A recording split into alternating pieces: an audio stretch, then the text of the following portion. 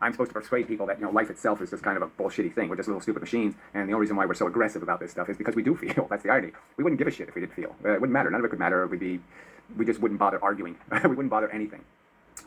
And it's just because we're fighting over the preservation of something we consider to be precious. Now, obviously, me and the sensible people think torture is precious. You don't waste torture. Torture is way too valuable to make. It's way too weighty a negative, okay? Destroy anything. It's a very powerful poison, torture. So if you put torture into Happy Land or Walt Disney or something. You're going to go to Disneyland, but there's torture. Okay, it's going to like friction. There's some torture that has to happen for the Disneyland to happen.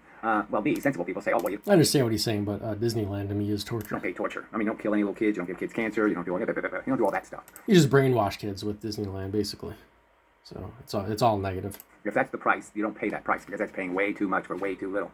So we call that risk averse, or we call that negative utilitarian, or we call that pessimism, or we call that moany, pain in the ass, whatever you want to call it, sissy, whatever you're a sissy, you can't take some torture, some kind of bullshit, but who cares? Who cares what you call it? The point is that obviously I can't see any sense in any other position to take, okay, is that, you just don't waste torture. And so unless you can show me the play you're going to put on, or the show, all right, you're going to show me the show and say that show is worth it, okay, that's worth a kid dying of cancer.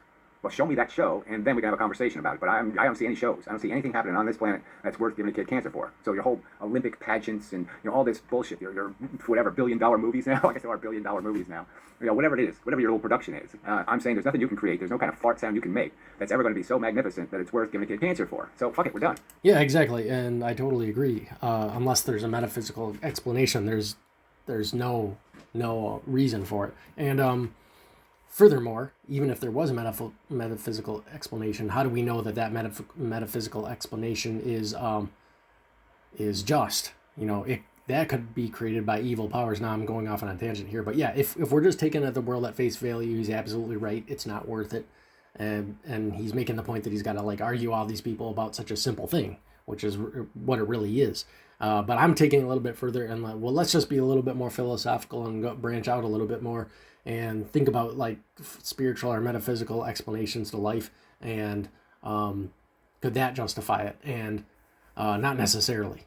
I can think of some possibilities where it would justify this life, and then others where it wouldn't.